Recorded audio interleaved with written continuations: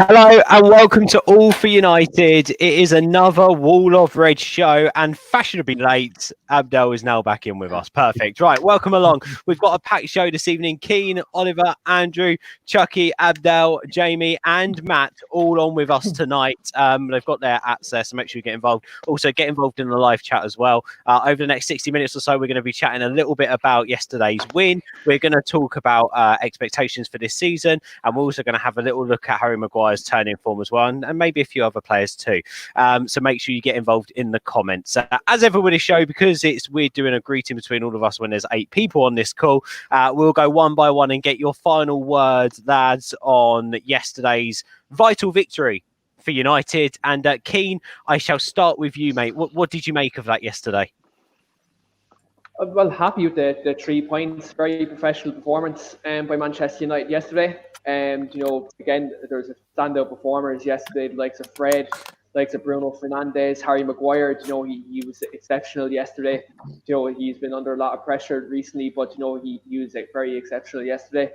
And I think all in all, we can be happy with the 3 points, considering the last kind of week beforehand is a week where Ollie's been under severe pressure. So the Istanbul and the Arsenal game in particular. And I think it's just, I suppose, a weight off the shoulders that he's got that win now right before an international break. And we can hopefully move on now, and hopefully, after the break is over, we can move ahead. Yeah, no, 100%. A weight off Ollie's shoulders. I think that's well put. Oliver, let's come over to you, mate. Your final word on the victory against Everton. Well, obviously, after the high of straight after the game, I think upon reflection, I'm not sure the Everton result told us a lot we didn't already know. The defensive issues showed straight away. We were carved over quite easily for the Bernard goal. It was just lucky that it was no power, but very well placed for them. But then after we woke up around the half-hour mark, it was quick, accurate passing, clever movement. These are the top players that we have, should be doing that. So, that made the goals, which was brilliant to watch. It's nice to actually watch good football, throughout a game, as opposed to, sort of stale, stagnant stuff that we've had recently. I think that was made by Fred, playing out of his skin, made that possible. For me, but as I say, it's a brilliant game to watch. But thinking upon reflection, it was another game of fine margins. That Lucas Digne had a shot off the post. If the Corre had hit that Iwobi set up, we could be looking at, we're going home with two points lost for me. So loving the fact that it was 3-1, but I don't think that reflected what we actually saw throughout the game. It's brilliant to get a win before the international break, but for me, it was a lot closer than the scoreline showed. Okay, yeah, it was a last minute goal, to be fair, wasn't it? It made it 3-1, so otherwise it would have been, squeaky bum time at 2-1 as it was anyway. Andrew, your final thoughts?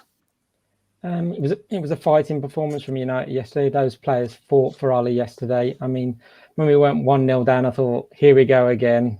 Defending costed us, and I thought, Everton are just going to expose us even more. So I just thought it was going to be the same as Wednesday night. But since that going 1-0 down, we picked ourselves up, started to put some moves together. And Luke Shaw was getting crosses in, and a lovely cross into Bruno for him to get our equaliser. And then Bruno with that second goal was just brilliant. The second half, we had to do a bit more defending, but our defence held up really well. And I was really impressed by McTominay and Fred. They just bossed that midfield. They were just closing down the Everton players together and getting those tackles in. And if Harry hadn't have got that interception near the end, we wouldn't have been able to score that final goal and just seal the win. So a good performance, and glad we all got the 3 points. Yep. Who's next on my screen? Abdel, what did you make of that yesterday? I think it was good. It was a good performance to answer the critics, about whether the players are playing for their manager or not. And I was happy with the win, but I was not happy at the same time because I was asking myself, where was that last game? Where was the game against Arsenal? Like if you think about the game against Arsenal, this is the game where I would come out and say Ole got it like tactically wrong because he went with a diamond against width. But the Başakşehir game, Ole didn't particularly do anything wrong. It's the players did not show up. You know what I mean? And of course, with the Arsenal game as well, they did not show up. So, like, it's a 50-50 thing between tactics and players showing up and actually executing and applying themselves. So that 50 from the players wasn't there the last two games. And also the other portion of Ole not being there in the Arsenal game. But all of that showed up in the Everton game. So I'm like, where was that? Why does that show up a game, 2 games, and one not? So this is what was pissing me off a little bit. So like they need to learn that they need to show fight in every game. Just because you're playing an Everton or a West Brom or some random team from another country, it does not mean it's easy for you. You have to fight for every game. So this is my thought. This is the thought that was occurring in my head during the game. Like, I'm happy with the win, but I'm just pissed off at players for not showing up. Like they show up 2 games and 2 games not, you know. And Ole will get things wrong. No manager doesn't, but they can help him out by showing up. It becomes a closer game when the players fight, you know, even if you get something tactically wrong. But when you're not Abdul, sorry, just quickly. Abdul, sorry, just quickly. Your audio keeps stuttering and cutting in and out, mate. You might want to quickly reset, and then I'll come back over to you. You might want to quickly just reboot because it's like it keeps trying to catch up on itself.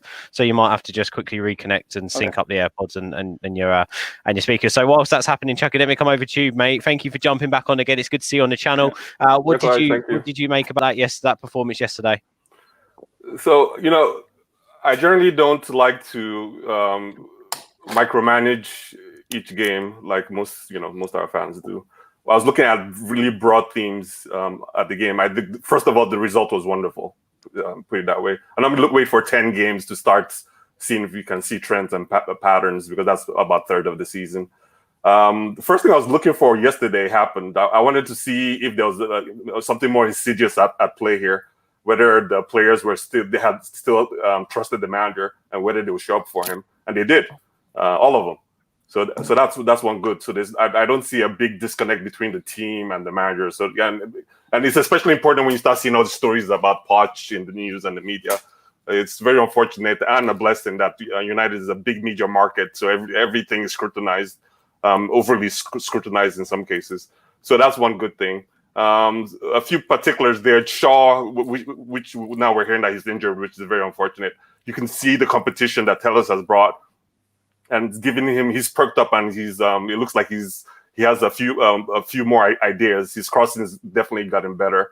The second thing I loved about the game is a lot of movement without the ball. The 2 goals from the goal from Shaw to Bruno, and Bruno to, it should have been Rashford, but to be fair, you could see there was a lot of movement in the box. Normally it's very static. The comment about United not showing up is spot on, and that's the main issue, is that they're inconsistent. I think it falls on the manager to make sure they're prepared for each game, but I don't think it's totally on Ole's shoulders to have professionals that pay thousands of pounds every week, and they should really be self-motivated because they have the shirt on. I think it was a wonderful result, and it was great to see Cavani score. Mm-hmm. Yeah, I completely agree with that. It was great to see Cavani score, and it was good to see Bruno be so unselfish as well. I mean, I don't know if he knew that he was on a hat-trick. He might have thought that Rashford got his head to it, but to see him do what he did was great. Jamie, let me come over to you. Final thoughts on the win against Everton.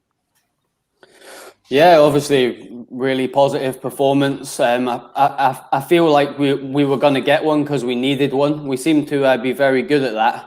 When we need to get a result, we seem to be able to dig it out somehow. But most of the lads have already touched on what I was going to mention anyway. But I thought the formation was spot on. I think McTominay and Fred together, or McTominay, Matic, Fred, whoever we've got, we need them. We know we've got frailties at the back. I think it ain't any secret, is it? So we need them to in that midfield to give them a little bit of stability. And if you've got two players that are playing well, which McTominay is playing quite well at the moment, I know our fan base, but he gets stuck in. Fred, I don't understand why Fred don't play more. I don't know what the other lads think, but he has an 8, 9 out of 10 when he plays. He goes very unnoticed. He wins the ball back quite a lot. His passing's a little bit here and there. He's not great with the ball sometimes. He can be a bit sloppy with his passing. If he can improve that, I think there's definitely a future for him at the club. But I think that was really important. And as I say, great performance. When we went 1 down, I was sitting on my couch, like I'm sure you were, like, here we go again. Another defensive mistake that's cost us again. And it just seems it's happening in every game, so it doesn't surprise me. But the fact of the big players stepped up, like Bruno really, really stepped up. And we got the job done in the end clinically. And finally, we've got a goal scorer that can score in the 6-yard box with 1 shot, 1 goal. So off the bench coming on and getting his goal as well, hopefully the first of many, because I don't think we have a clinical goal scorer in the squad, and he's got a fantastic record obviously at some of the bigger clubs around Europe. So I'm hoping he can come in and give us a little bit of stability. We create so many chances, we just don't have that clinical ice cold finisher. We've been crying out for a number 9 for years. I absolutely love Marshall, but I think he's better coming in from the left. But then where does Rashford go? The good thing is we've got the quality in different areas now, and it's improving players. Like Alex Telles is a fantastic player. United fans ain't seen a lot of him, but I have. I watch a lot of Portuguese football. He's going to improve that left side, and it seems to be bringing the best out of Luke Shaw as well. So it's all positives. I did feel a little bit for Donny yesterday, though. But yeah, fantastic result, and obviously delighted because we bloody needed it, didn't we? Yeah, 100%, 100%. Guys, hit that like button as well, and make sure you subscribe to the channel. Make sure you're also sharing this link out. Get in the comments as we talk, by the way. We want to see that live chat buzzing to get your thoughts in. We did need that win, you're right. And it's worth reverting back to a show I done when we first signed Cavani with Jonathan Johnson, who works for The Gossip, and he was talking about how Cavani actually took back his place in the team over Icardi. So for those out there thinking that Cavani's going to like sitting on the bench and being a backup striker, you are absolutely wrong. Cavani's going to be battling for that starting lineup, and Martial needs to up his game, and he needs to really rise to that challenge, because if he doesn't, Cavani will be starting as our number 9. I can guarantee it. Matt, let me come over to you, mate. Final thoughts. The guys have summed it up really nicely, but any extra thoughts and just your final words? No, I think the guys summed it up pretty well. I think waking up at 4:30 a.m., 20 minutes in, conceding a goal that, honestly, I wasn't too surprised that we conceded, considering Everton knew what Lindelof's weakness was, and they just isolated him against Calvert-Lewin. But just like everyone else, I was like, oh, well, here we go again. If we lose this, who knows what's going to happen with Ole. But you saw the boys, they rallied back really well. Fernandes just doing Fernandes things, just taking the game by its neck and controlling it. Fred, I think, for me personally, was the man of the match. I think, yeah, he is a bit sloppy in possession, but he's always trying to look forward, Scott's known to win the ball back but doesn't have that forward pass in him, but Fred does. So to me, I thought that went a little under the radar. And I think we needed that extra push moving forward with Fred. But it's just the inconsistency that's frustrating me as well. It's every time Ole's job seems to be on the line or on the chopping block, all of a sudden the boys turn up and become prime Barcelona. And then when Ole's job's safe, they're the Man United under David Moyes. So that's the frustrating part for me. Yeah, I mean, I don't think we're prime Barcelona yesterday, but we're close. Yeah, we give them that. We were close. But yeah, no, you are right. It seems to be whenever there's pressure on Ole, we play better, which is really weird. Abdul, let me come over to you because we lost you slightly with your audio. You was talking there about that you was really impressed with the fight from the lads, and it was frustrating to see the fight that we saw yesterday, but didn't see it against Arsenal. And we all know that Arsenal lost today, and all anyone's going to be talking about is, that defeat to Arsenal is even more frustrating now that they've lost 3-0 to Villa, blah, blah, blah. look, this is a Premier League. Who cares? Anything can happen. We can't reflect from game to game like that. But you mentioned fight. Is that what impressed you the most with this side yesterday and the way about that we went to get the victory? Yeah, because what I've seen is that yesterday they weren't just getting bullied, because I hate that I have to reference Jose Mourinho in this, but in his show, the Tottenham thing, he was telling them, you're nice guys, don't be nice. Nice people don't win. You have to be like the C word, whatever. I don't want to say it on the show, but you guys know what he said. So I feel that United are that at the moment. They sometimes get bullied because people know that if they push them, they'll get through them. And yesterday I was happy that they showed the fight back against Everton. So when Alan was trying to beat people down, Fred, Scott, Bruno, they were fighting back. They were like, okay, you did this to us, we'll do that to you. Harry Maguire did the same thing when Pickford tackled him and it should have been a penalty. He went on the other end and he tackled back, and I think he almost broke Bernard's leg. But I mean, that I wanted to see that, I wanted to see that fight. I don't want United to get bullied easy. And this is a reason why we lose games sometimes. It's not because the manager is stupid or clueless. It's because sometimes these players are just easy to play against, like little children. You just bully them a little bit and they'll go cry, And I like that. And it was frustrating me more because they show it, and then the next game they don't, and then they show it for 2 games, and then the next 2 games they don't.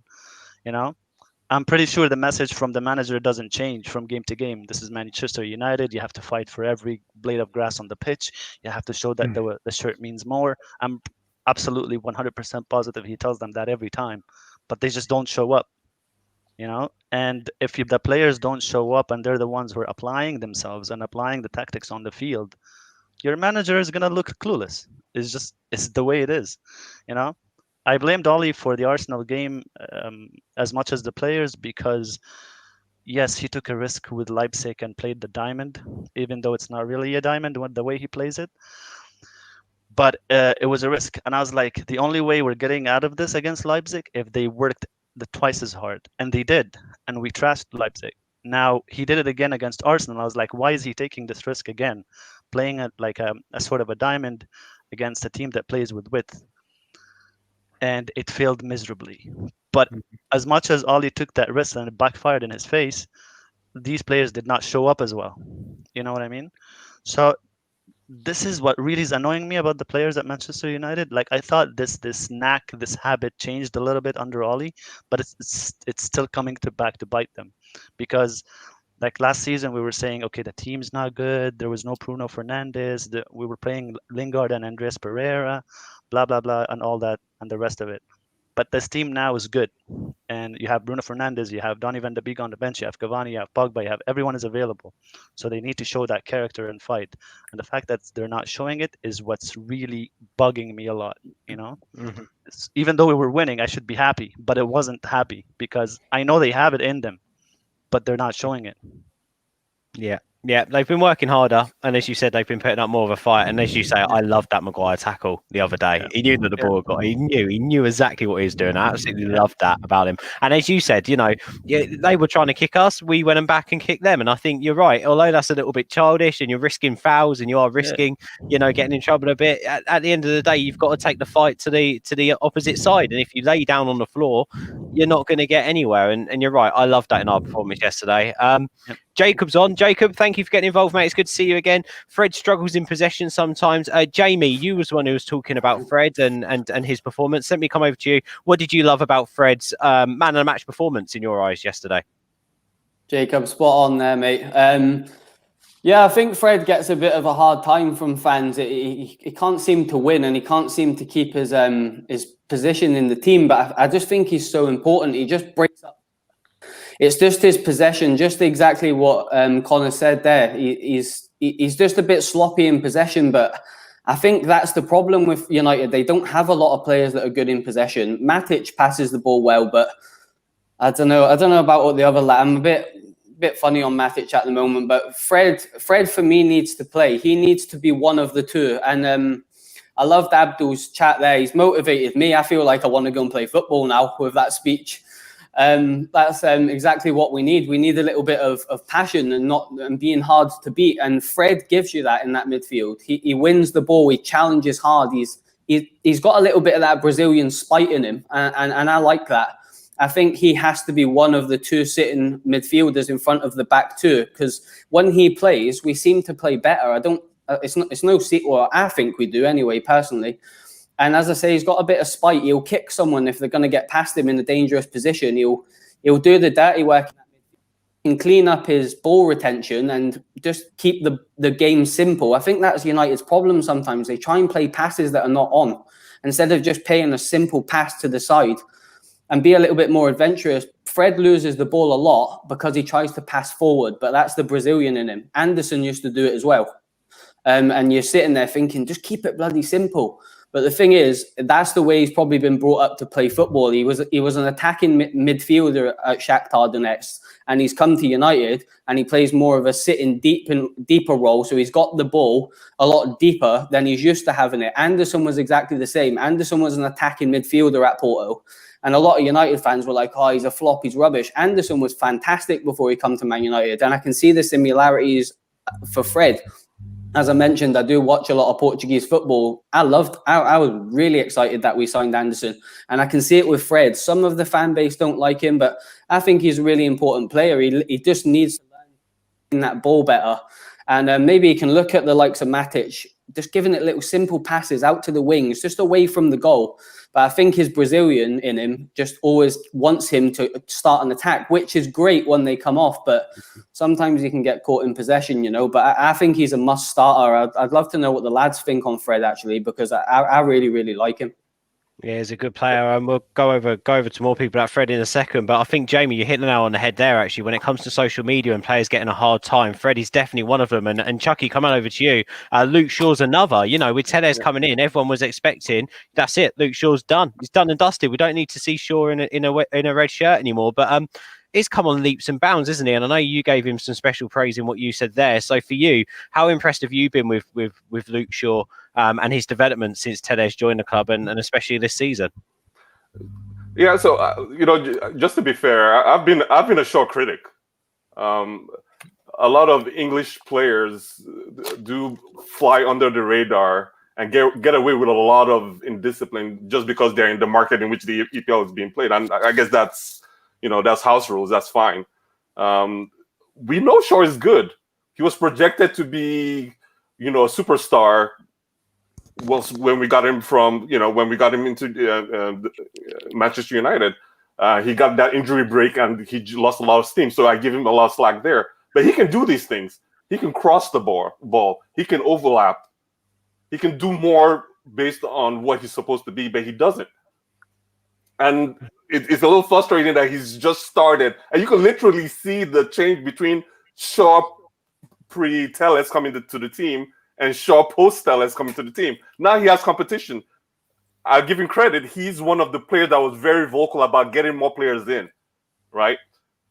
But to me, Fred, Shaw is like a symbol of what's probably wrong with most of the players at United: indiscipline. The way he looks after himself as a professional football player. You can see he added some weight. Yes, every player has different body style, but he has a commitment to the club he has to keep, and he's just been sloppy for years and years and years, right? So yes, I give him applause for crossing the ball, but these are very, you know, fundamental, elementary stuff you should be doing anyway. You don't need to sign, I think Tellez is probably 30 or to 40 million pound player.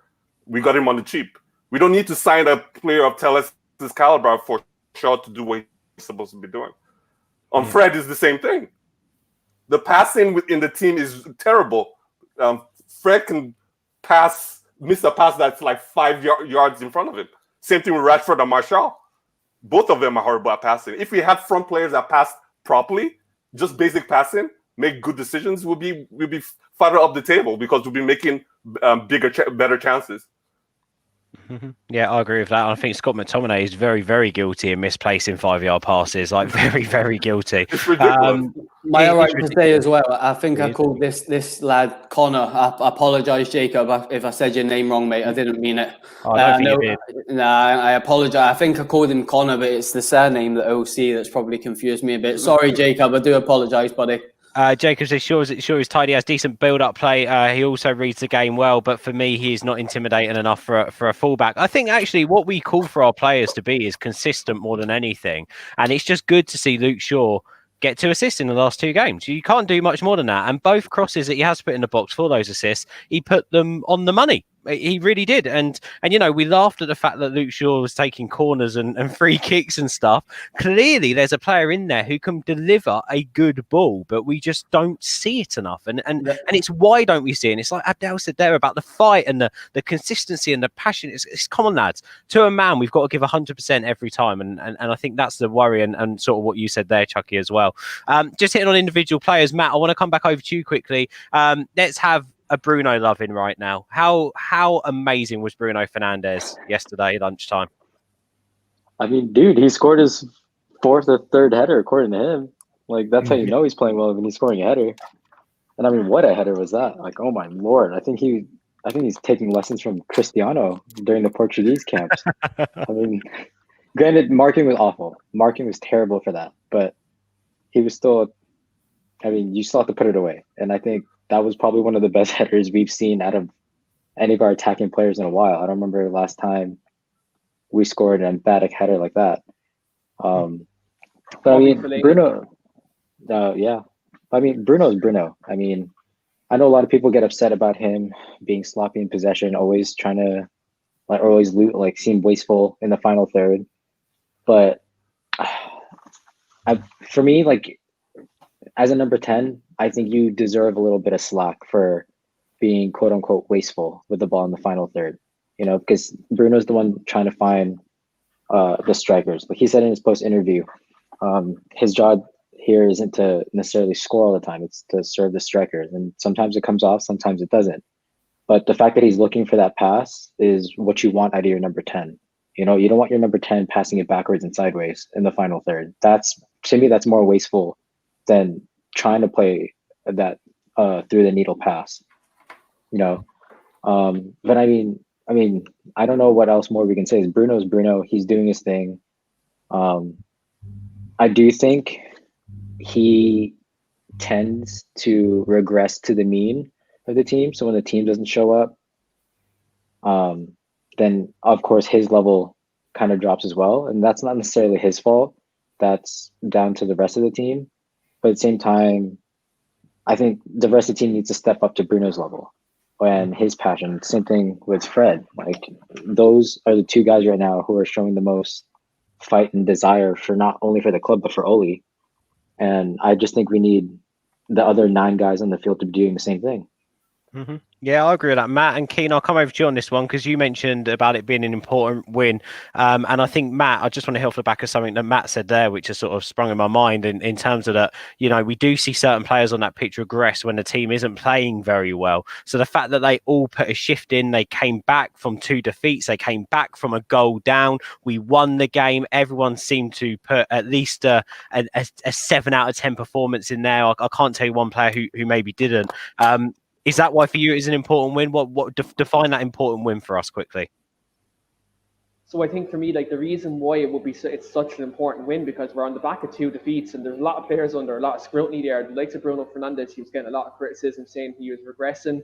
You had players just like this Fred and McTominay who, for other fans, they don't. I suppose they're not the Hollywood type players, but they do a fantastic job in there. Harry Maguire, again, is someone who's been under scrutiny even before the season even kicked off.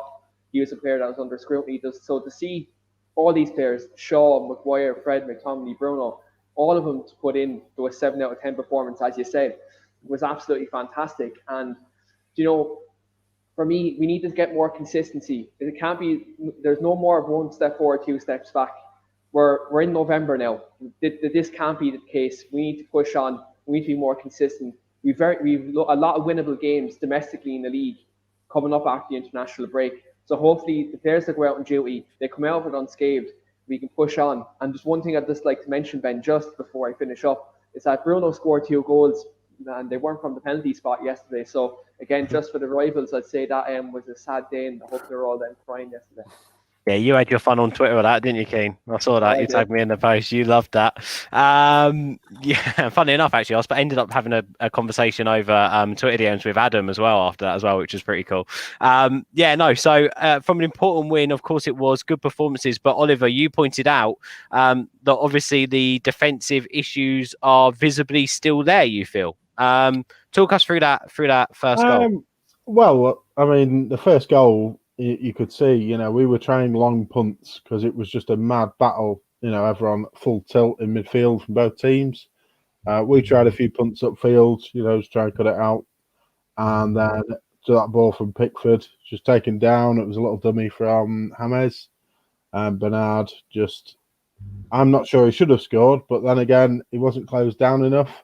And it was the obvious tactic for them, hit the high man, the number 9. He is very good at winning headers. I think Maguire did a brilliant job of keeping him quiet, but it was Lindelof who isn't as good aerially.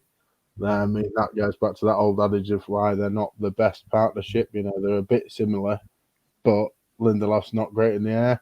As everyone else alluded to, I think they pinpointed Lindelof's aerial sort of weaknesses as something to go at. And they did it brilliantly, to be honest with them. But I think that's why it looked like Maguire had, a good game today, because it was an old school centre back against an old school number 9. It was a physical battle. It wasn't, a breakneck speed player just sort of darting past him, which he seems to struggle with.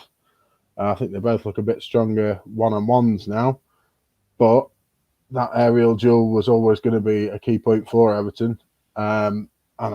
I think we were quite lucky that Richarlison wasn't playing as well, because 2 of them, that's easy. It's really easy to isolate Lindelof aerially against either of those 2. Bernard, on the other hand, is 5'5" or something, so offers something different.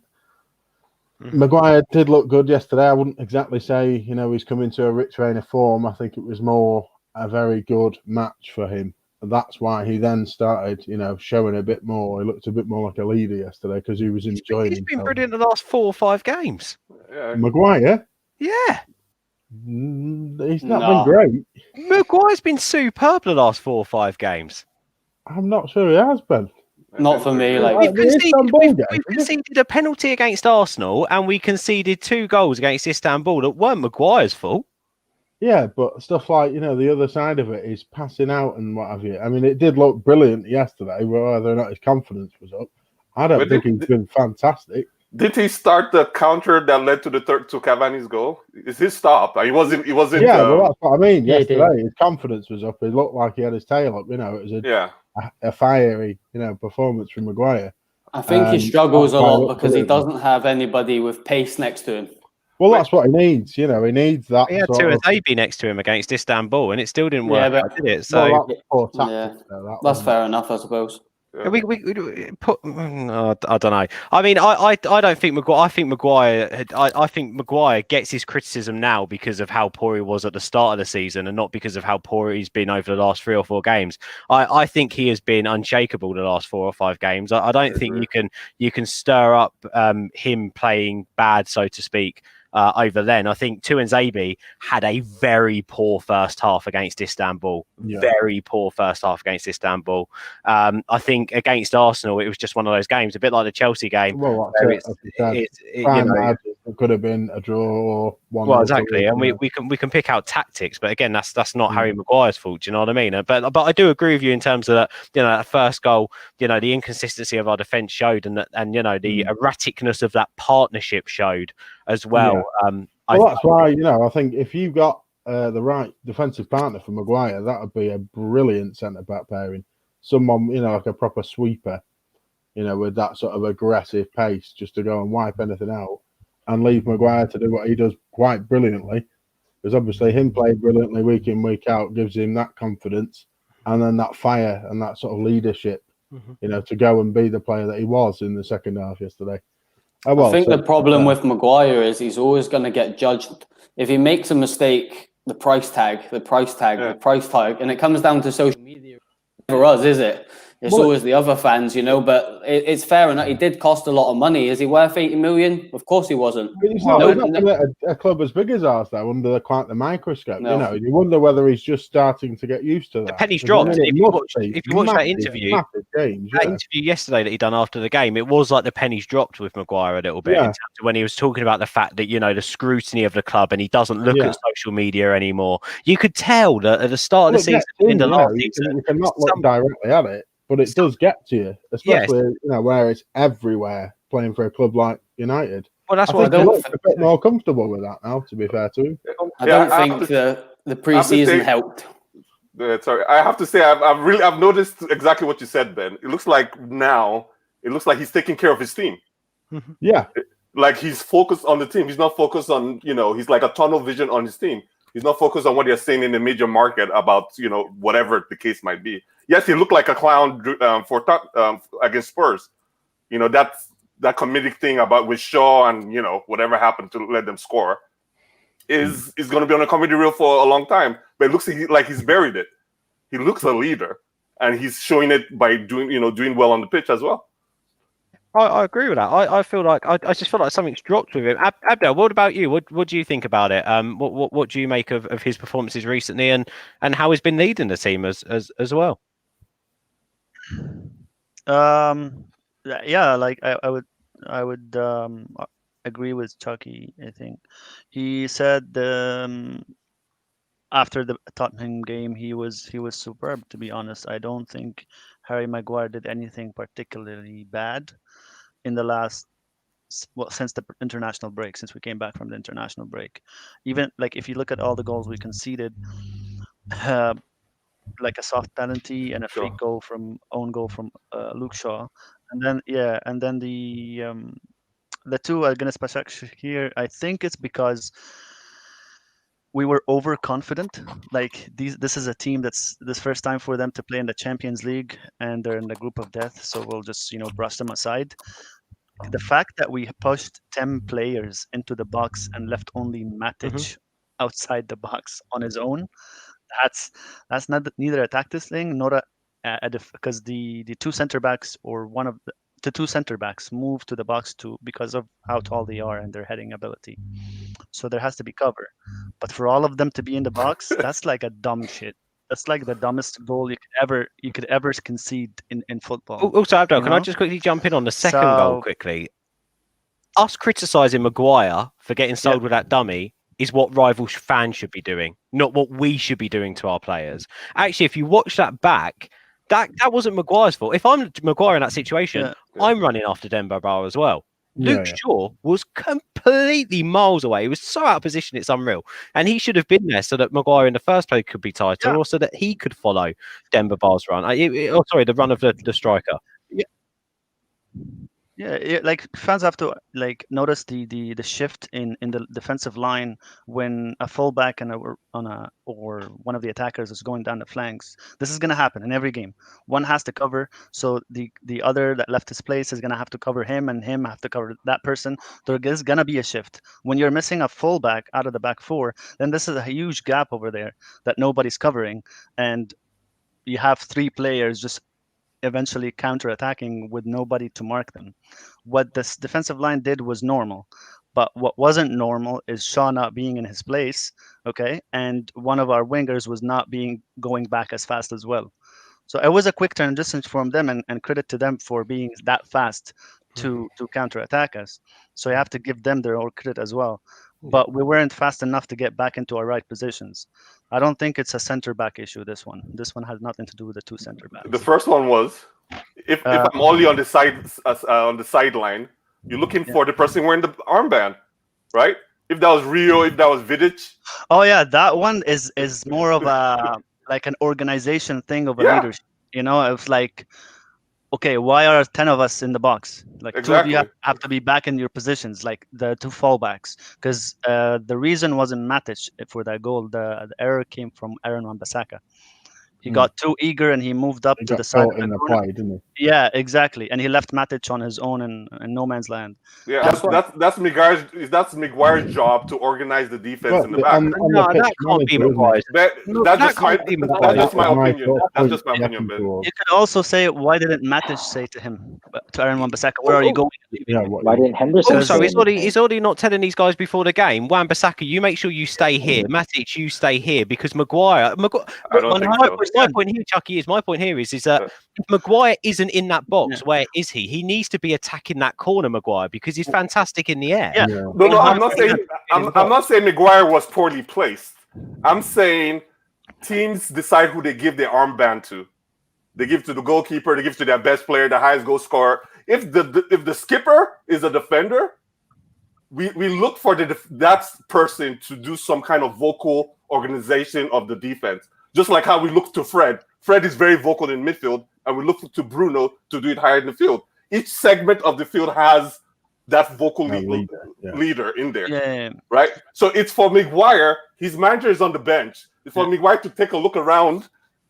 But he was in the box. This is what I'm You can saying. see feeling on the sideline now. I understand, but he Screaming can scream to someone and say, "Hey, you know." That's it. He was already in the Scream to box. the on-pitch, He can say something. on-pitch captain, manager. I sort of understand what you're saying in hindsight. I completely understand where you're coming from, Chucky, and absolutely get it. But then also in hindsight, you've got literally a ball's just come in the box. It's literally been headed away. Even then, if Maguire's in the box screaming at Wan-Bissaka to move back, Wan-Bissaka's already committed himself to move forward, which he should never have done. So we're never going to know if that happened or not. But I don't think that, or me personally, my personal opinion, obviously, and everyone else has got their own opinion, is that we can't criticise Maguire as a leader for that situation. But biased as I might be for loving, I think Maguire's great. Like for me talking him up in this section of the show, so to speak. I think he's been great. I personally think he's been great. Yeah, it's a weird one. I do understand what you're saying, but my point straight after that game was actually, what are they doing before the game, organising these corners for them to be so out of position? I don't understand how hard it is. Like if Shaw goes, surely when you've got your back four, if Shaw goes, it just takes a little bit of common sense for Fred or Matic or McTominay to fit into. Just drop in front of the two centre backs when he's gone, and if the ball comes down that wing, you can shuffle over and they can keep their position. It's just the man management. It's Jarvis just says there, feeling.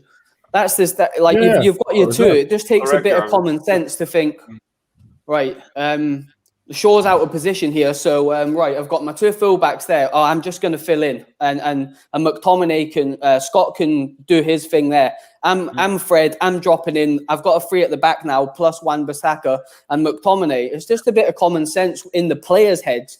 But I think if you look at Roy Keane, the way he used to lead, he used to turn back to the centre backs and scream at them. And I do get kind of with Oliver on, like, Maguire's the captain, so he has to make the big decisions in that back four, just like Vidic did. What's he meant to do when he's in the box up for a corner? This is what I'm trying to say.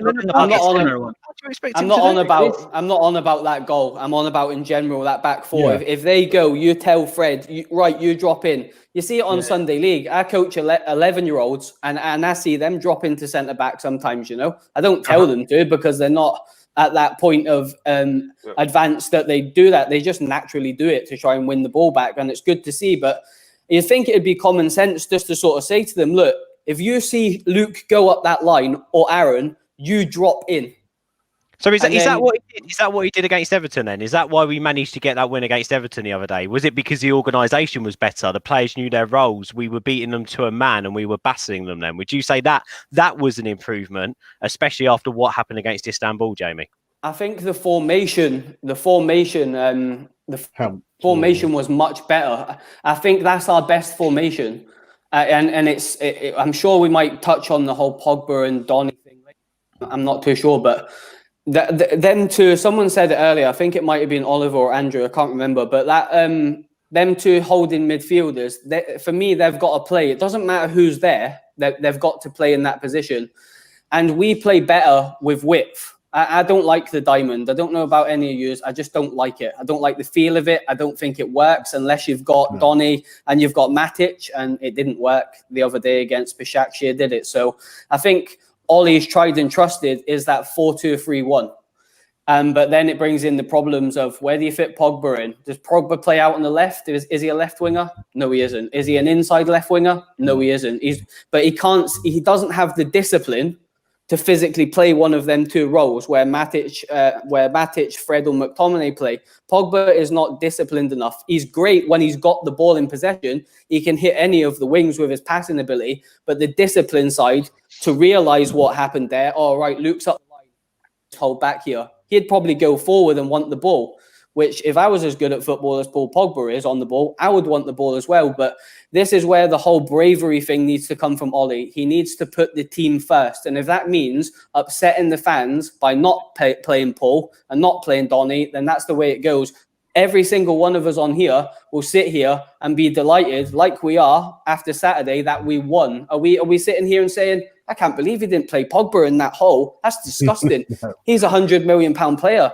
Do any of you actually care? We won the game. Mm-hmm. Get in there. Do you know what I mean? I don't care who plays as long as we win. You know, and that base is something to build on. Yeah. And Andrew, talking about these two holding midfielders and sort of where we go with Pogba and Van der Beek, so to speak, then. So just looking forward now, I think we've covered the Everton game quite a bit and spoke there quite a bit about Maguire as well, and it's good to get everyone involved. On those two holding midfielders, obviously they've established themselves in the team. They've been workhorses. They've played well when we've played well as well. But do you think there's certain games that we should be playing with those two and other games where we need a little bit more creativity in there, Andrew? What do you think?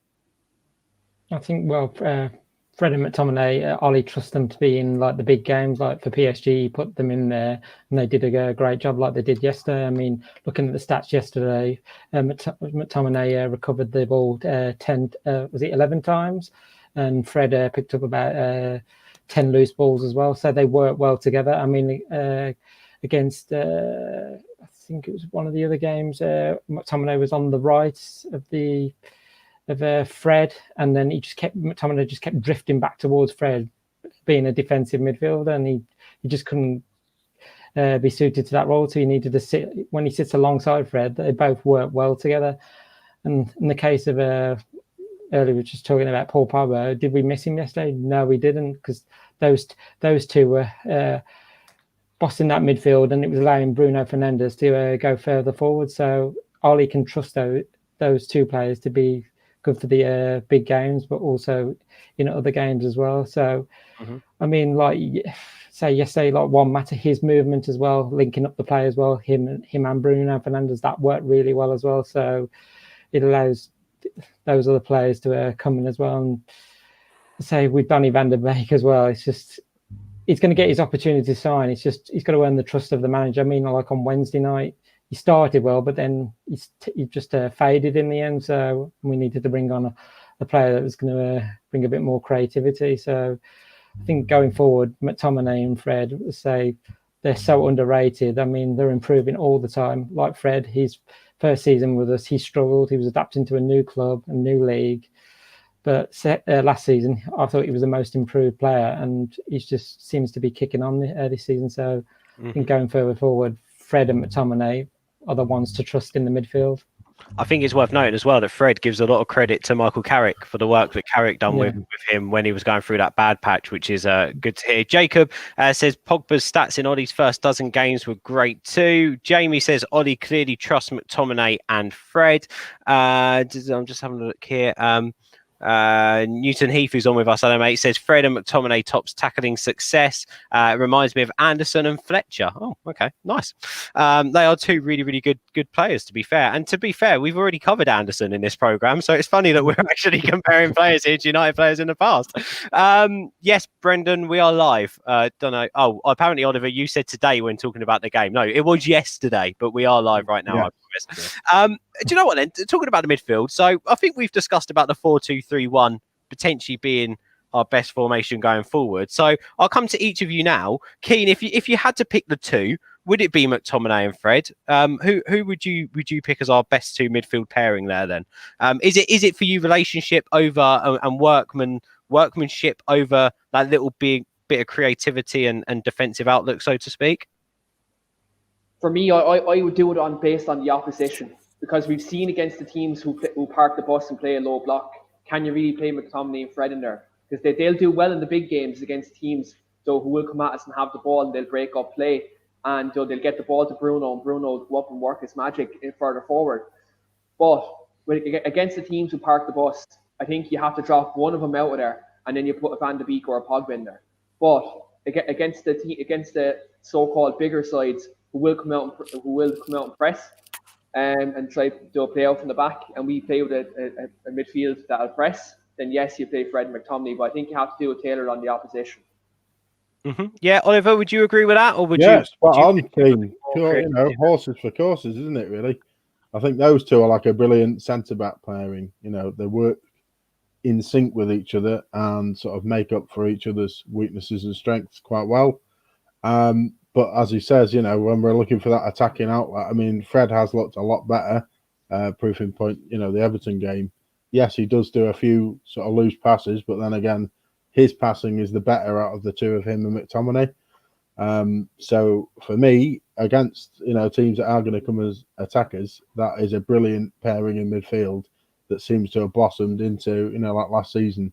It's a good pair, and they like playing together. You can see that because they bring out the best in each other. Going forward against teams with a low block, I think you need a bit more invention, not just from Fred. You know, it can't solely rely on one player or one side, because then obviously it's easy to counter. So the likes of Donny or, you know, Pogba playing in a slightly more advanced role. I think Fred looked brilliant on that right hand side when we played the diamond. And obviously then it all sort of fell to bits when Scott went on the right hand side, because obviously he likes to float back and go into his more natural position. So yeah, it's definitely Keane's spot on the money. You know, it depends who we're playing against. They work brilliantly when we're getting attacked, but I think Fred for me is the one that stays in the team when we're changing to a diamond or, you know, three in midfield. Yeah, I agree with that. Abdel, is this where Ollie makes his money in some ways? Because, you know, I'm looking at these fixtures that we've got coming out: Southampton away, West Ham away, Man City at home in terms of in the league, and Leeds at home. Say, for instance, we're in a similar position to what we're in now, maybe hopefully a few places up the table, and we're playing Leeds at home, and that's 0-0 full-time result, and we've played two defensive midfielders. People will be on Ollie's back for doing that, won't they? So, as the guys have just said, is this where Ollie needs to make the right decisions in the right games? Yeah, obviously you get judged on that, right? And for fans, it's all about the end result. So, like I think Ollie right now, because after the Başakşehir game, everyone was saying he's not. It seems like Ollie doesn't know his best team. He doesn't know his best formation. He doesn't know blah blah blah whatever. But I think no. I think Ollie really prefers the 4-2-3-1. That's his formation. He's been playing it ever since I can remember. Ollie, because I've watched a couple of games for him against when he was playing in, when he was a manager of Molde, and he used to use that 4-2-3-1 there as well. And it is his preferred formation. But the thing is with him right now, he's trying to find balance in an unbalanced team, and specifically in the midfield. Because like I told you last time, and you were a bit asleep for it, Ben.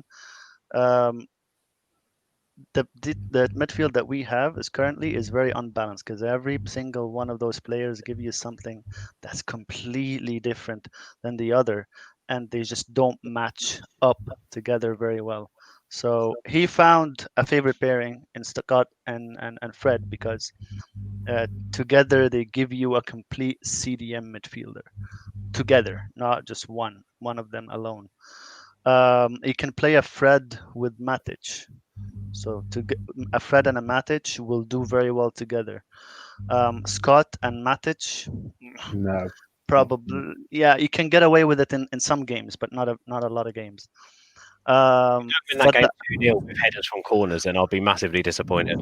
Yeah, but the only problem is right now is Ollie. I think Ollie's facing is I need to integrate Pogba and Bonnie van de Beek, or I need to integrate Flair without losing defensive solidity or defensive balance. You know what I mean? So because if we're gonna play very high up, especially with teams that sit back, you're always gonna be susceptible to that counterattacks, no matter what you do. Even if you're Man City, Man City are susceptible to counterattacks. We all know that, despite their team being much more balanced than Manchester United.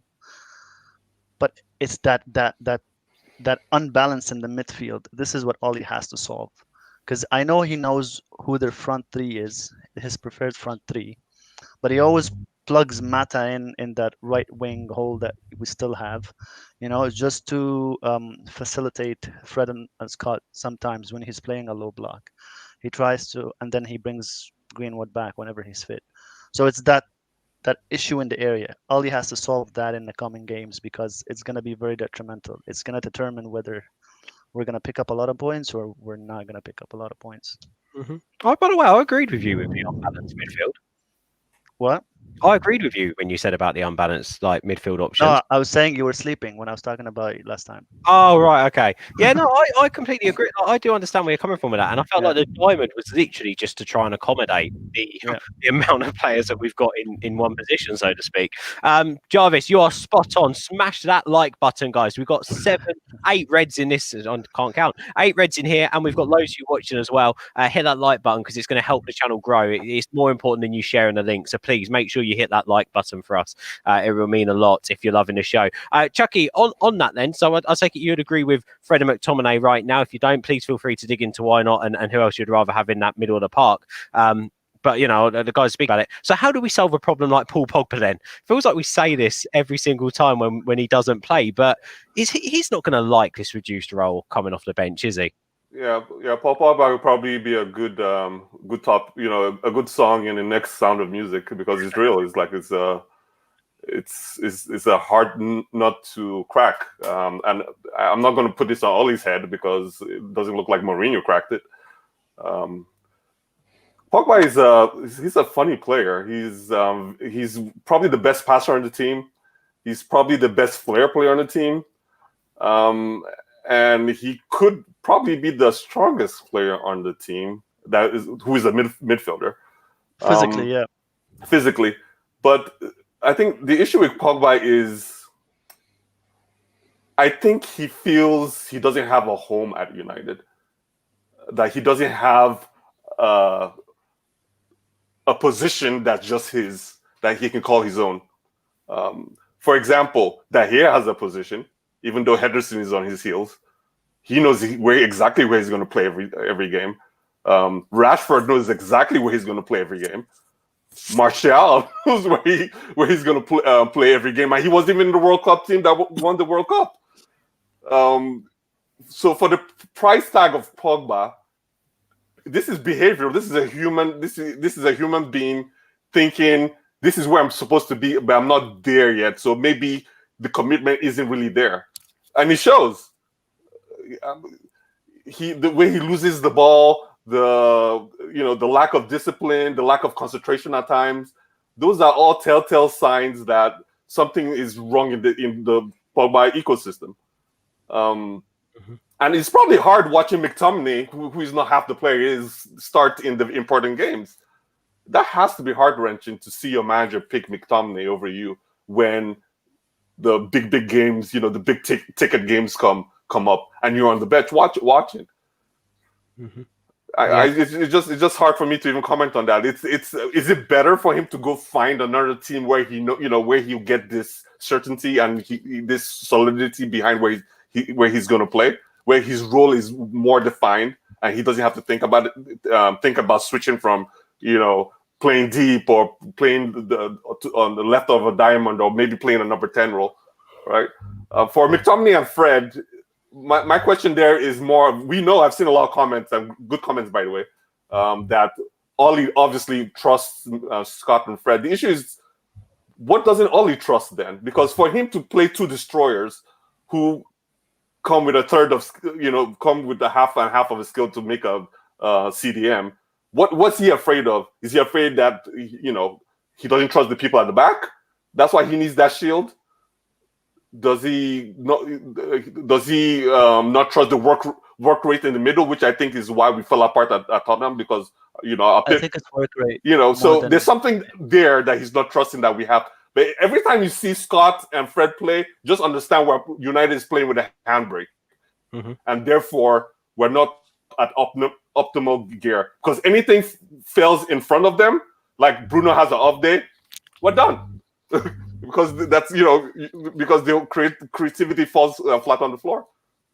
You have made so many good points there, Chucky. That on there in terms of playing with a handbrake, and if the players in front of them aren't playing on their day, then it's a 0-0 draw. You're absolutely spot on. We've seen that already this season. And also the point you made there on, and I hadn't actually thought about this, and you've just triggered it in my mind, the fact that Pogba isn't an Ole problem.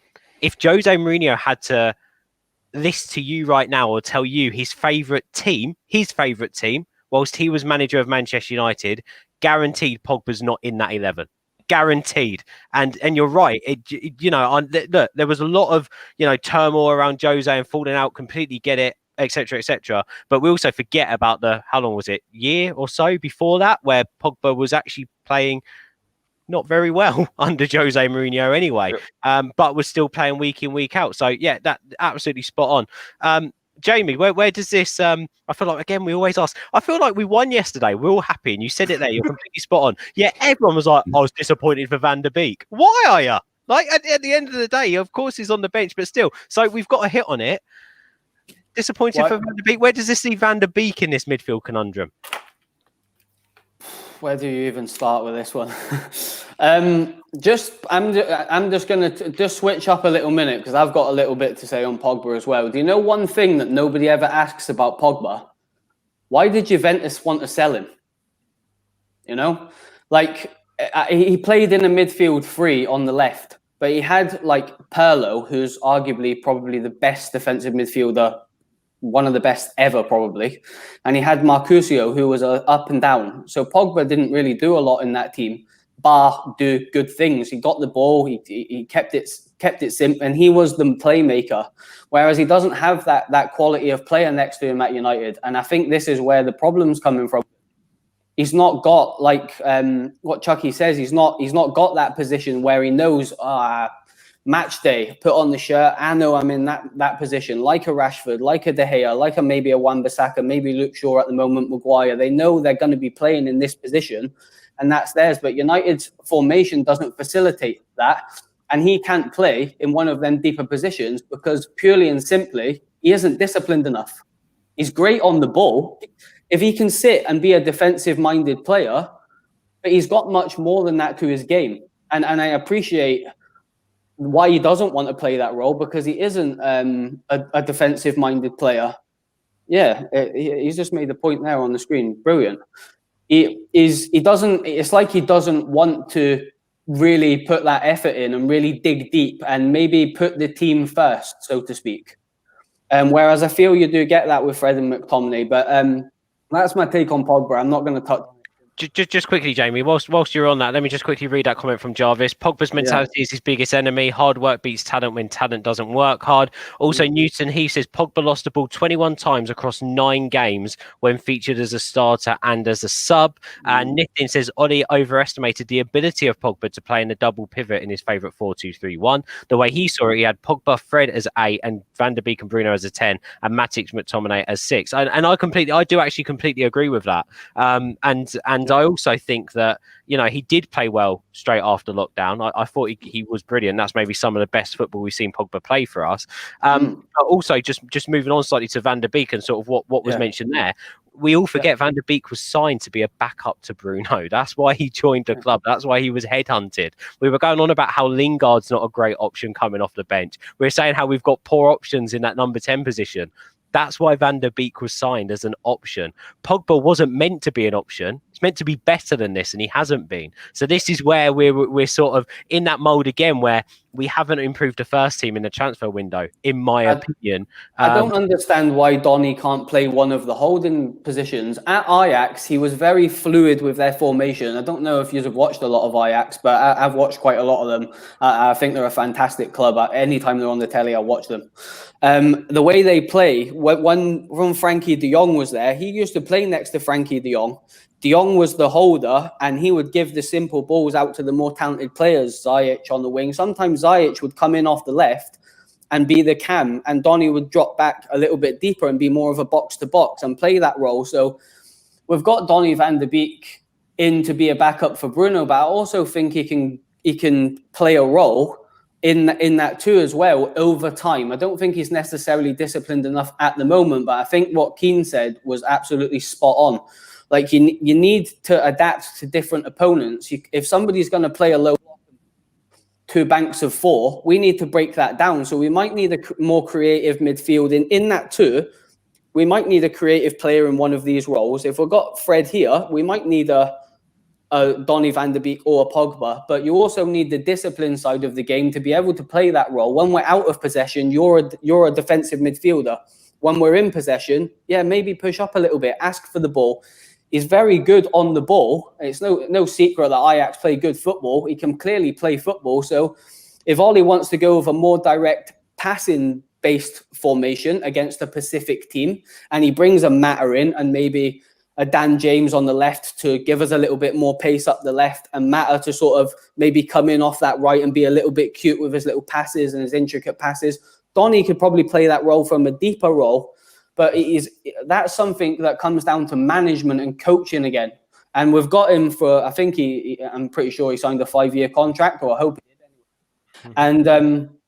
And there's time there to work with him. He's definitely got the possessional-based game to play that role. But at the moment, Ole can't take a lot of chances in games. So he's going with his tried and trusted, which I don't blame him. And I can see Matic coming in as well. But you need ball-playing midfielders in them roles. There's no point having two people that can just defend brilliant. They need to be good on the ball, to pass between the lines. And that's something Fred and McTominay are not great at. So maybe there needs to be a little bit of coaching there for a Pogba. Probably not Pogba. I can't see him being so disciplined. But maybe for a Donny van de Beek, if Solskjaer takes him to one side and says, look, for the next 6 weeks, we're going to learn this in training. Work with him. He's a Dutch international football player. He's a very good footballer when he's got the ball at his feet. If you can get the defensive side of his role right as well, he could play in one of them roles. I just think there's definitely qualities there to work with. But work with him. Coach him. That's what we pay qualities, but it doesn't mean we can't add some to his game as well. I think it's just physicality at the moment. I think that's it. Well, it's there you go. league, isn't it? You know, there you go. Beaten and battered around. And you need to drop him in slowly. I think he needs to get used to the team as well, because we play so differently to Ajax. What Ajax used to play is not what United is playing. When he came, he was put in the double pivot last game against Başakşehir, and you can see his tendency are still based on the Ajax. He used to roam in positions where he's not supposed to be. He was not he complicated play. Even though I know he's tidy, he's very neat in passes and he links up play very well. But he was in positions that convoluted the play more than it actually helped the play. Yeah. Or where you're like, why is Donny there? He should be in this position. Why is Donny moved to that place? He should be in that position. So, and also when you have Bruno Fernandes on the field and he's playing a free player, then your formation looks funny. And this is something Ole said actually after Everton. He said, when you have a player like Bruno Fernandes who roams around all over the field, he said it sometimes frustrates me because we have possession in certain areas where he's supposed to be in a position to receive a pass, but he's not there because he moved out to a certain other position. But he said, I can't argue with the output he's giving. So he had a brilliant game. Mm-hmm. So Donny has to get accustomed to the way we're playing, so he becomes more disciplined, and I know he will. He will get used to it and because he is disciplined. It's going to be a great player to watch, isn't he? He's going to be a great player to watch and a great player. I just think Ole needs to be brave and set his stall out with the formation and bring the players in for the Pacific game, like Keane said. And if he does that, we'll win more results than if we can improve our final third and our chance taking, we're going to beat most teams. We've got a lot of quality players in there, but this is the time where Ole needs to be brave and say, do you know what? This is the formation. If you don't fit into it, Paul, if you don't fit into it, Donny, for this game, that's your problem. There's nothing I can do. The team has to come first. Yeah, Chris, I love this, by the way. Paul Pogba is a Robin and he's a Batman beside him to get the best out of him. I think that's the same with any footballer, isn't it? It's all about partnership. No, not for me. All about partnerships, I think. I really think fans like to overcook the soup, and that's why it's just best for the manager to pick the team. Yeah, Fans want to put all their best players on the same pitch at the same time. Doesn't really work in reality. The manager sees them. He knows the system he wants to play. He knows the discrete He knows the discrete instructions he's giving them per opponent. Let him pick the team, right? Ben said it perfectly. We're just getting greedy now.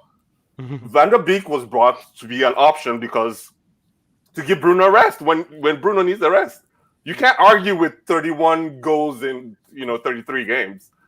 You can't argue. You can't argue. Van der Beek he's going to be fine. There's a reason why clubs buy from Ajax because they're totally coached. Totally coached. He doesn't need coaching. Most positions, he just needs assimilation. That's all.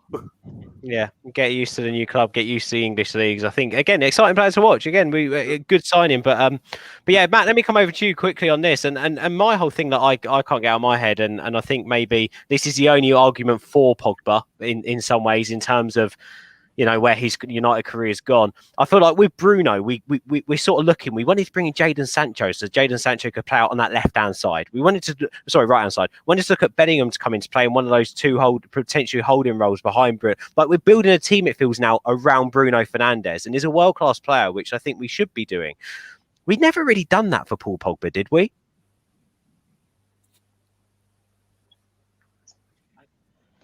I think the closest we had was Mourinho's second year when we signed Lukaku. Because look, we all know Pogba. We all seen Pogba's best when he was at Juve, arguably, and for France. Reason being is because he has another destroyer next to him. He had Vidal next to him. Pirlo, yeah, he was a 6, but Pirlo's never wanted to crunch a tackle. And then in France, he has N'Golo Kante. That man can do everything on his own, so Pogba can do whatever he wants, But I think to your question, Ben, I think the closest thing we got to building a team around Pogba was when Mourinho's second year, when we signed players like Matic, and when Matic was in better shape. So that means Pogba didn't have to help Matic defensively as much. And you had a striker like Lukaku, who Pogba can play intricate passes with if needed, or he can just play that long ball to Lukaku. And we saw the amount of times Pogba assisted Lukaku through long ball or just through a pass. So to me, that was the closest we got. And then once Mourinho was gone and then Lukaku was kind of phased out, Pogba became the striker. He became the number 10. He became the 6. He was given all this pressure and all this responsibility that now that responsibility is taken away with Bruno incoming. He doesn't know what is needed from him anymore, besides just to give a 7 out of 10 performance. Good points, well made. I think we'll leave that one there, guys. I think we smashed that, and we haven't got much long. Well, to be fair, show should be over. I just want to quickly hit on one more thing with each of you, so please try and keep your thoughts on this very quick, because obviously it's the international break.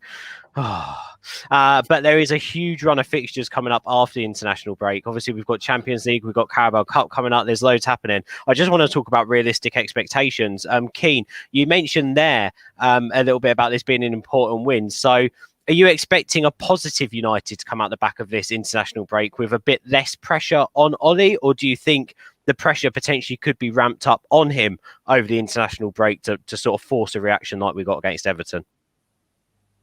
Well, I think look, we have games like West Brom after this break, which is a very winnable fixture. We've games against Leipzig and PSG in the Champions League, which the proof is in the pudding that we were able to beat them. So, look, I suppose if Ole can get into knockout stages of the Champions League, automatically with the Glazers, that nearly almost, I suppose, takes the pressure off them, because we all know how much they love Champions League money.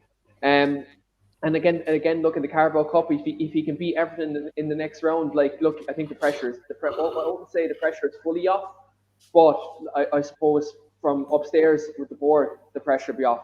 The pressure is never going to be off with the fan base. Let's get that right. It's never going to be off, because not everyone's going to be satisfied.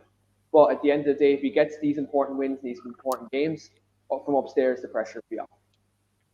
Yeah, completely agree with that. Ollie, how important is that home game against West Brom? I mean, it's West Brom. It's the next 2 games, Ben. Yeah, we've got a home game against West Brom, which, let's be honest, they've been floundering a little bit. They don't look, they look like the Championship team that are going to go straight back down.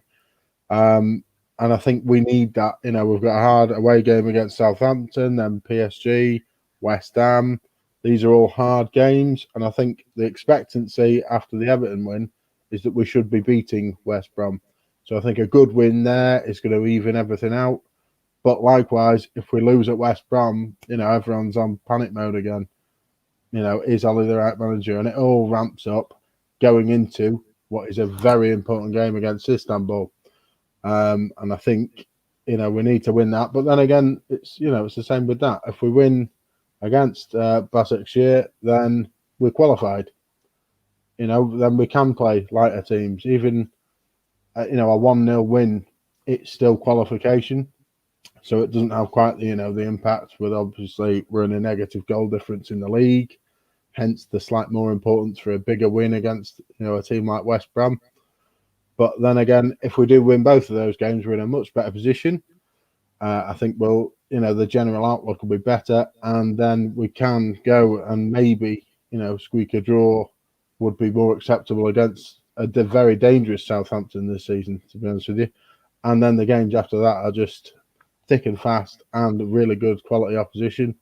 That gives us a bit of a break then to do a bit of squad rotation. So those next 2 games are key. Mm-hmm. Yeah, Andrew, the reason why I was mentioning the win at home against West Brom being quite important is because obviously, as Oliver was saying there, fixtures coming thick and fast. I'm just looking after. Obviously, we've got the Istanbul game at home, but then after that, we've got PSG at home, we've got City at home, we've got Leeds at home. I mean, they are, after the Istanbul game, are 3 home matches. I mean, look, if you're a United fan, bloody hell, you want to win each of those 3 games, especially the ones against City and Leeds, right? Yeah, that's very much true. We want to win those big games, plus all the games against West Brom, Southampton and West Ham before those, because the win yesterday is going to give us some confidence coming back from the international break, and we need to start getting those wins. I mean, the table at the moment, if you look at the league table, we're only 2 points off City, 2 points, I think the same for Arsenal as well. But if we can get some good wins together and put a good run of form together, we can definitely shoot back up the table and then be looking to push back into the top 4. So it's going to be crucial for Ole to get those wins, because obviously he doesn't want that pressure on him again. But you could just see from the reaction yesterday, he said about the schedule causing the players injuries. But I just sort of reading between the lines, I thought he's having a go at some of the media saying, "Oh, it's like Ole's last stand. Will he survive?" And I just thought that was just him just saying, well, look, I can produce the results. I can get out of this situation. So if we can put a good run together, then we can definitely get back to the top 4 and hopefully kick on and finish it even higher than last season. Here you go, Andrew. You've got a compliment here from Brendan. This dude has the best bedroom of all. Look at that. Shout out to that. Look at that. Cheers, Andrew. Abdel, what's realistic expectations for this season then? Can we? I heard the other day they were talking about the fact that United's title challenge is more than over now already. So is it just looking at top 4 and a cup? Any cup? Give me a cup. I'll take a China cup at this point. Yeah, I think that would be the minimum requirement, right? A hopeful one would be to actually to challenge, but since the league is really open and results are freaky and weird, a strong team under they could get beat in this league, especially in this season. But yeah, just off of everything that happened, the transfer window and all of it, I would say top 4 again and a cup would get all the haters, let's just say, off of Ole's back. And he'll settle more in his position, because right now I don't think, by the way, winning the next 3 games will get the pressure off of Ole's. Any loss or any draw would bring the pressure back until he wins something or gets Champions League again for the second season. So yeah, no, I'm completely with you on that. Chucky, for you, do we just have to progress this season more than anything? So we can potentially, if the title challenge is off, we're aiming for 3rd again. But is winning a cup progression for you? It is progression. I think there are more critical things that is wrong with the club, not just the club administrative side of the club, also the fan base. We're in a very dysfunctional relationship. We need to really just sit down and have like a symposium or conference or whatever you might call it and decide who we are, because it's because of our dysfunction. That's the reason why Ole's fair game in the press, really, because we have to decide and acknowledge who we are. Are we a club that can just go in and start winning things? Because many fans feel that way. They feel we shouldn't lose to anybody. Doesn't matter who it is. Home and away, is like every loss is a moment of crisis because of that side of us. Or are we a club that recognizes that we've fallen off the wagon for so long, and we've hired 2 world-class managers and they haven't been able to fix it, and our journey to the top is a progressive one, and it's not going to be done in one season. If we are that club, then yeah, a cup is fine. That is progress, right? It's just like Inter Milan. Conte went to Inter Milan. They came 3rd, 4th. They got up to a plateau where they were 3rd and 4th for a couple of 3 seasons. Then they hired a manager that they thought to say, okay, now we have a firm foundation to go strike and try to get to the top. So I see Ole as that in that model, that he came in to correct the culture and stabilize the club and build a team. This is a project, right? So I'm more patient than most. I'm fine. His stats are favorable to most people that have been given time to build teams, like Klopp, right? That everyone is a Klopp fan now because they've won something, right? So maybe Ole gets that when he wins something. A lot of people throw a lot of flowers Arteta's way because he won stuff at Arsenal once he got there. I'm not taking to Arteta, but he's getting plaudits because he's won the FA Cup. So maybe if Ole wins a cup, then maybe we can decide who we are as a club.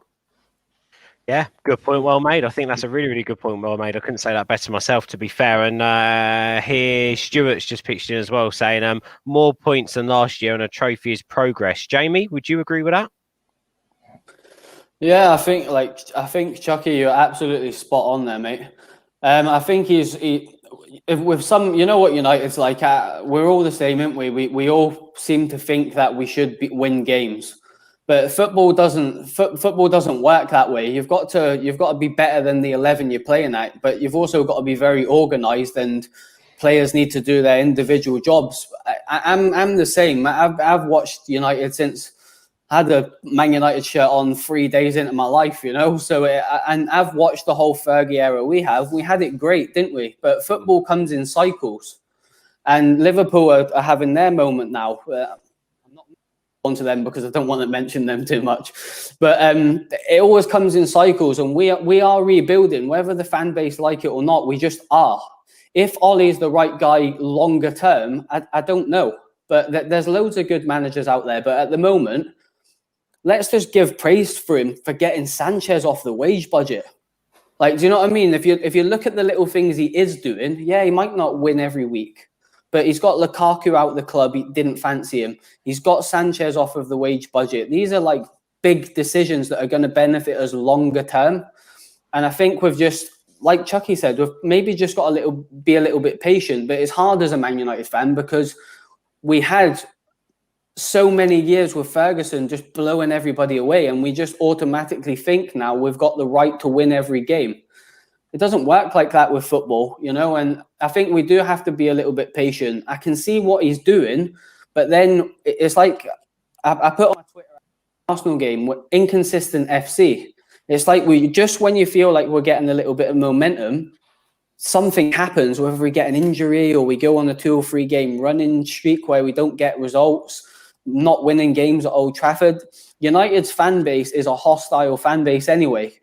Some people want Ole gone. Some people want him long term, and no matter how bad it gets, stick to the plan and see it through. I'm kind of in the middle. I think he does make some mistakes sometimes. Do I think there's better managers out there? Of course I do. But at the moment, we are in that rebuilding process. Whether the fan base like it or not, we are a top 4 club. We're not, and the problem is you've got people like Roy Keane and people like that sitting saying United should be fighting for titles. And yeah, of course, we would love that. I mean, God, can you imagine going to outside Old Trafford now and watching the players bring the trophies? It's like a dream at the moment, ain't it? But we've had it so good for so long that maybe we need to just take our medicine at the moment and keep doing what we're doing and building for the future. I think we're bringing in the right type of players. The culture's definitely changed in the transfer market, but it's like Oliver said, we're 2 results away from a meltdown again. And then you see it, United go 2 games unbeaten and, Poch is there, United are talking to Poch. I mean, Ole no wonder he's gone grey.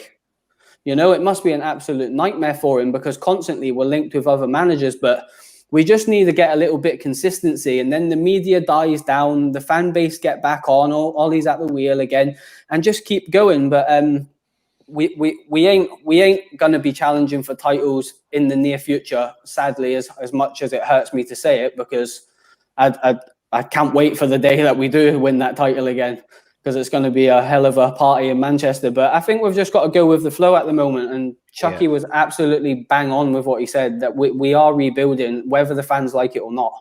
Sorry, Jamie, I've got to move on, mate, but good points well made. Yeah, of course. Matt, over to you straight away, mate. Final word on this one. I mean, I agree with what they've been saying, is whether people like it or not, we're rebuilding process. Of course, we would love United to be winning every game, every trophy, like what we're used to.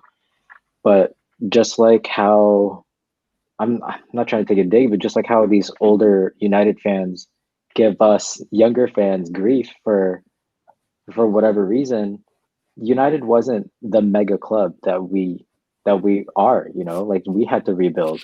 Sir Alex took 4, 5, 6 years until he won his first trophy. And then before that, it took us, I think, close to 30 years until from between our 2 Champions Leagues. So, I mean, like they said, football's a cycle. I mean, it's frustrating. And I mean, personally, for me, as an American fan, I didn't know what good football teams there were out there. So like in '99, when United won the treble, as a forward, I was like, okay, that's my team.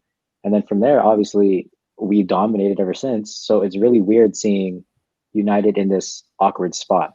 But at the same time, we know we've seen bright spots and we're making small progress. And whether Ole's the right person to do it, for me, I don't know. And it's unfortunate because as long as Pochettino's out of the job, Ole's always going to be linked to a sack, which is the harsh reality. Yeah. No, good points well made, everyone. Look, we've got to end it there. We've been on for ages tonight. All I can do is thank you all. Keane, Oliver, Andrew, Matt, Jamie, Chucky, Abdel. Thank you, everyone, for coming on. It's been a late one this evening, but loads of debate and loads of really healthy, good debate as well. But all in all, thank goodness for that win at lunchtime yesterday. We go into the international break, which is a little bit annoying, but we'll be back next Sunday, of course. Make sure you have subscribe. Ireland versus England this international break, so that's a good one. Yeah, true. Smash the like on the video, subscribe, share it out there as well, and we will speak to you guys soon. Peace.